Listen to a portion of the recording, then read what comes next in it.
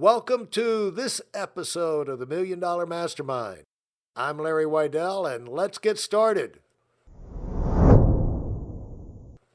I am with Mical Pyeatt, that I've spent a lifetime calling Pyeatt because Art Williams told me that's how you say it, Pyeatt. And Mike didn't want to ever correct Art Williams. Uh, No. yeah, and I had one of my top guys named Butch Colson, and for his entire career he was called Bruce by Art. But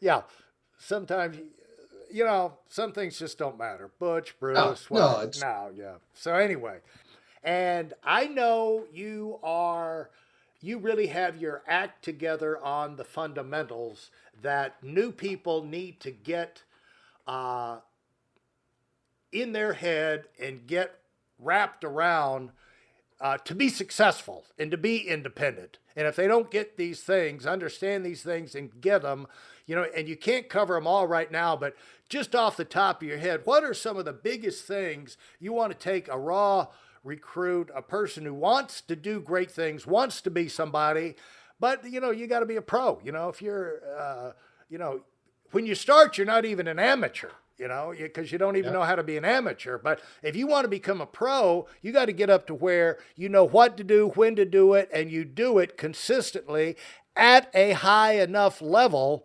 to be competitive and to improve and to compete in the real world where other people are taking it serious. So you got to know what to do, and you got to know what to do with it. It's like John Wooden used to say, you got to do the fundamentals at speed, because if you're perfectly dribbling the basketball slowly, then it's going to be real easy for someone to steal the ball from you.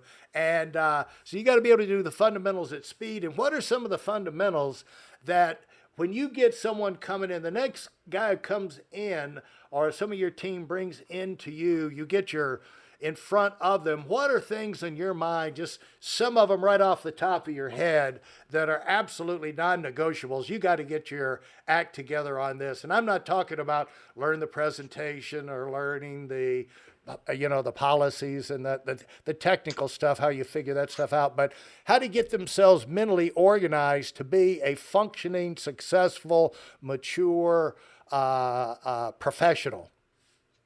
Well, I'd start with what I think the basics are, and this isn't something I thought of last week.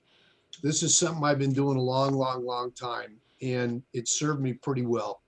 And when you get somebody new in your office, you need to talk to them about the specialness of what you do, about the end user, not how much money you got. Nobody's impressed about you. Nobody really cares about you. They don't care what you drive or where you live. They don't care. What they care about is when somebody does business with us, what happens to them? Because when they walk in the door, they know what they're putting on the line is their name. Their name. They go, I want you to meet this Mike Pyeatt guy. I really like him, and I really like what they're doing, and I think you need to listen.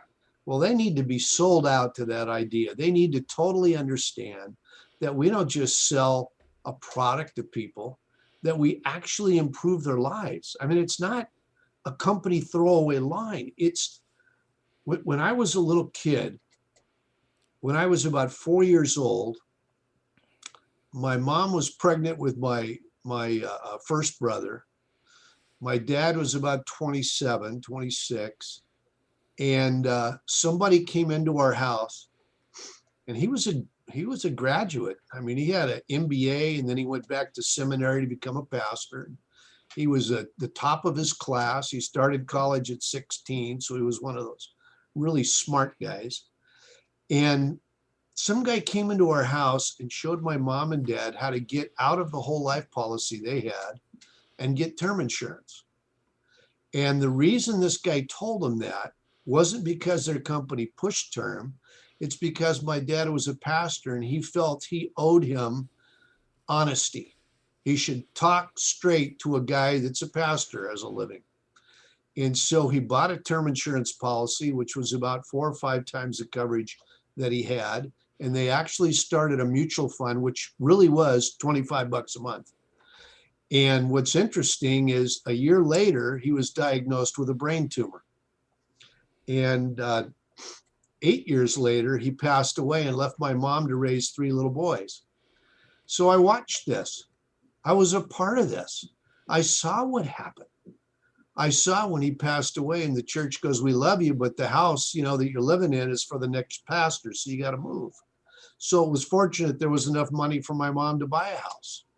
I watched her work part-time and go back to school, and a few years later become a nurse. I watched all this. And without what that guy did for my family, without that happening, I can't tell you how our young lives would have been for me and my 2 brothers. And we all live interesting lives. We're all somewhat independent. One lives in Thailand, and another one lives in Mexico. And of course, I live here. And we all came out of that one decision, the decision to go to term insurance instead of cash value insurance. So I was kind of set up to do this thing in advance. So when people talk to me, do you really think it's that important? It was the impetus for my career. And I don't mean the story between my mom and dad. I mean a sale I made early on when I still didn't know anything. I had a guy there. There's a part of the San Fernando Valley out here that's just hard to get to. It's kind of in between all the freeways. And he lived out there in an apartment with his wife and his 2 kids. And I went out there and did a sale on him when I was really naive and young. And it took forever to get there and forever to get back. And as I remember, it took 3 or 4 sales to get a simple term insurance sale done. However, I got him 5 times the coverage for the same amount of money. And I was so naive that I actually thought his existing insurance agent would call and praise what I'd done for their family. Yeah. Yeah. He had a 1-year-old and a 4-year-old. I remember him. And of course, he didn't call and praise. He called and told him what a crook I was and a bad guy and all that. Hence the 3 or 4 more appointments I had to go out and convince him he was okay and I'm okay and all that. But I knew him from the studios. He was a dispatcher. So I didn't have a whole lot of credibility in financial services, but I was telling him the truth. And about a year later, he passed away and I went to his funeral. And of course, the funeral is full of all the brothers that I worked with, all the union guys that all laughed at me when I left the studios, except his wife walked up to me at the funeral and looked at me in the eye and thanked me. She said, had you have not done what you've done, I don't know how we've been able to make it from here. I appreciate it. And that one little line she said to me, I went back and in 90 days later, I was an RVP, and that little run lasted for about 6 years straight up income-wise, just straight up.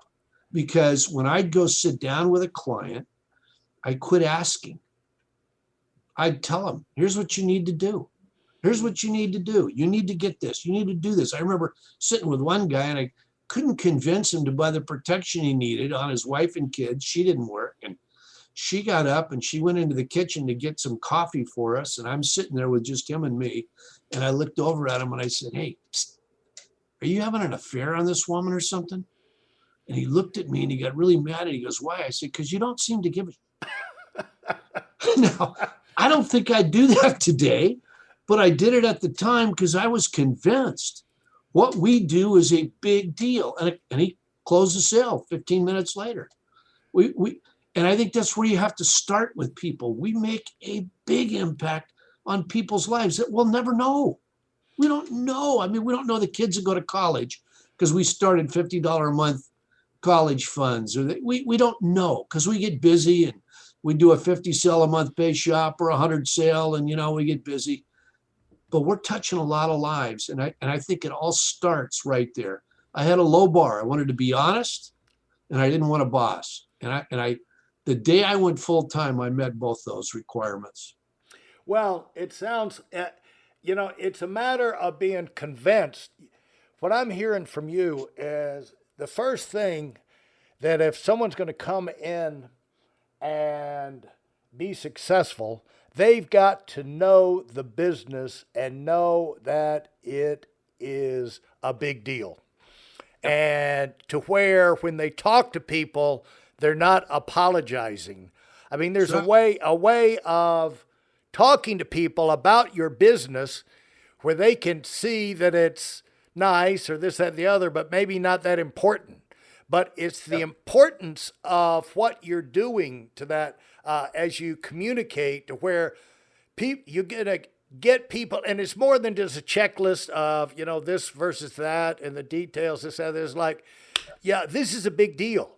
This is going to change. Here's what you're going to get.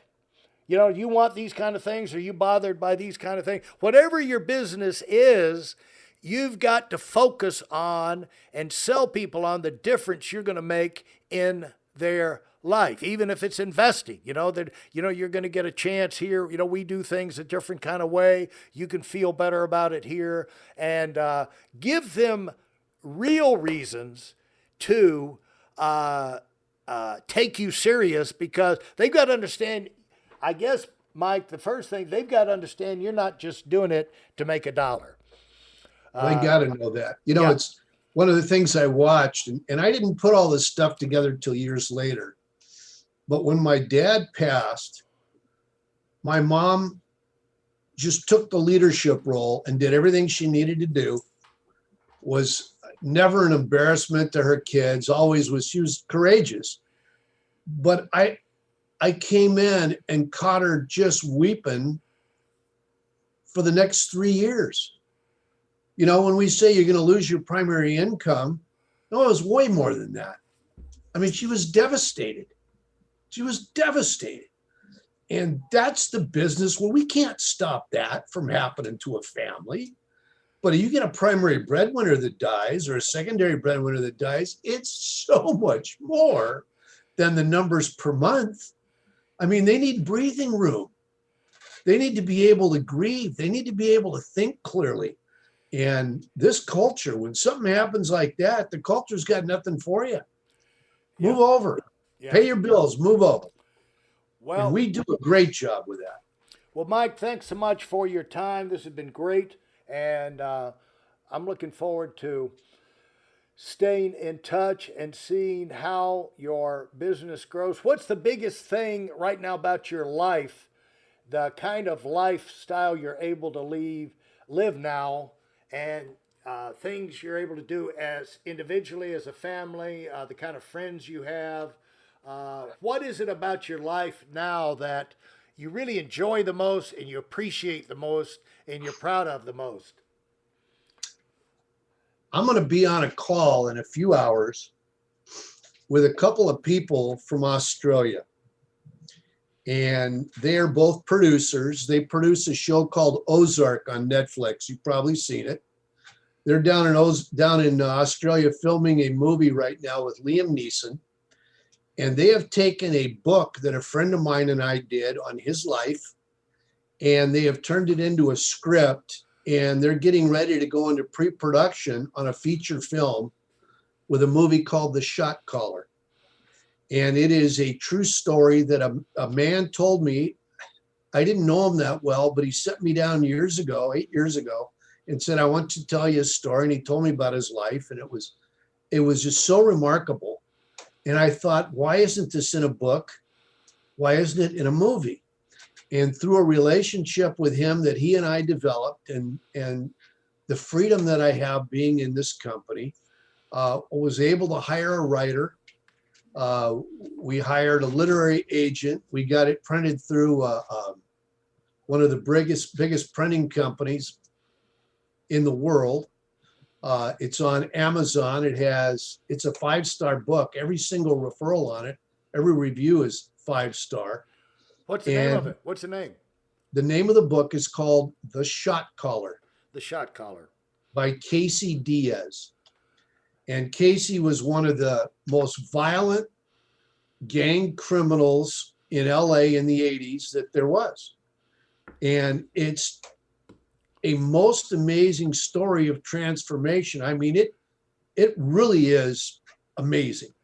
And like I said, we're working with these two people, Mark Williams and his wife, Adriana, and they are in Australia. They have the script all done. He's been writing it. I don't know if you've ever seen Ozark on Netflix. but Yeah, it's the number one most watched production all last year. I mean, it's the really, guy's a genius. Yeah. really. And they think what we're doing with this is incredibly cutting edge. It's never been done.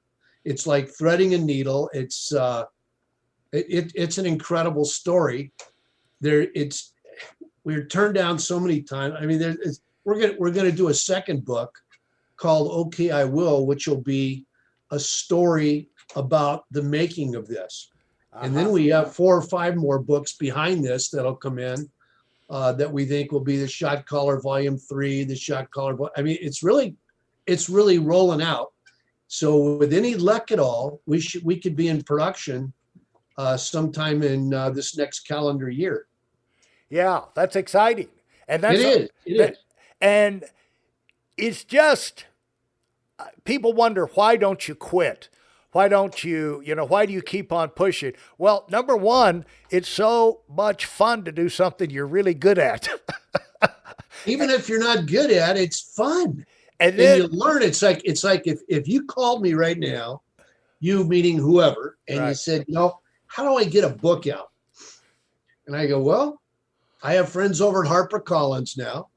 I know a guy that does that. We know writers. But see, when we started it, our biggest idea, my big idea with this guy was, well, I'm gonna set you up, and you're gonna tell your story, and we're gonna film it and hand out DVDs. That's as far along as we were. But since then, we actually have a bestseller, wow. and we have a feature film underway. It's just, but it came through years and years and years of people saying no, and I learned in the business of sales that no doesn't mean anything to me. Yeah, Doesn't mean anything. yeah. Maybe not right now, or no, not for you, but we're going to get it done.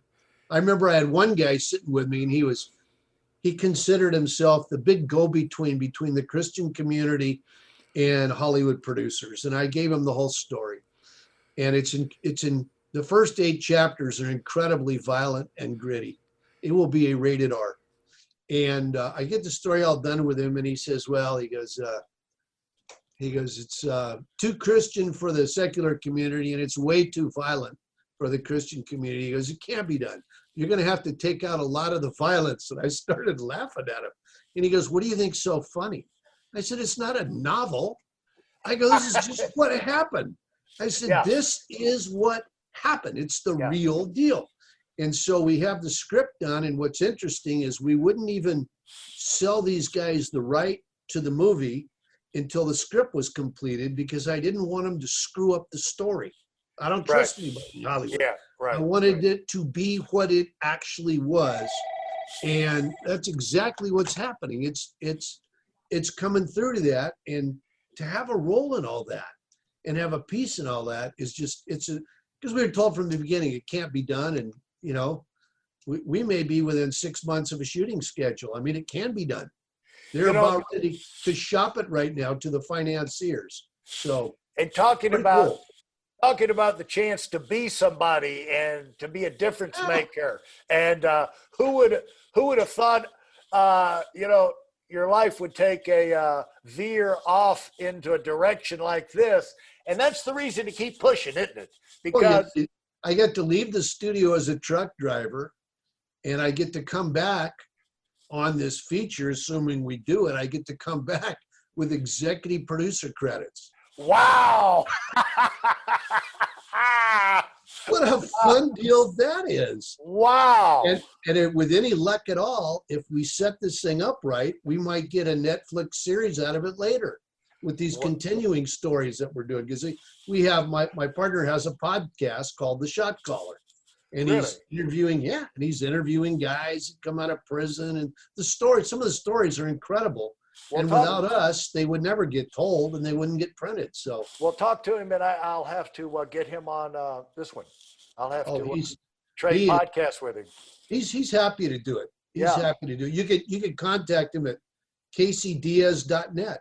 Yeah, we will. And you're going to be a J.K. Rowling here with Harry Potter. I don't think so. I'm just happy to be part. To tell you the Yeah. truth, every day I wake up, I'm grateful just to Yeah. awaken another day, you know? Yeah. So, folks, keep on pushing. You don't know what kind of adventures are out there, and people are having these kind of adventures.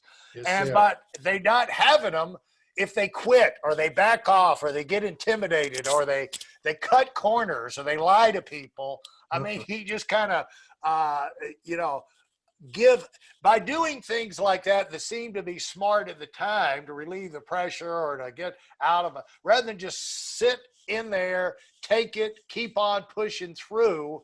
uh, if you don't do that, you just throw away opportunities that are so big you can't even imagine it. And that's what Michael has done already, and he's continuing to do so. I can't wait to see how that turns out. I'm going to go get that book. I Uh, sent it to your son. oh, did you? Yes, Did I you? did. Yeah, Yes. So you have it fantastic. there somewhere. Oh, well, he's up in North Carolina. I'm down here in Palm Beach. So, anyway, yeah, Yeah.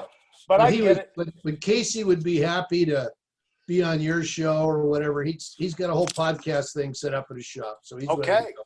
fantastic. Well, we will certainly meet. Thanks so much, Michael. This has been so much fun. Say hello to your Me family too. for me. And Okay, buddy. tell your son I want him to be big. Do it big.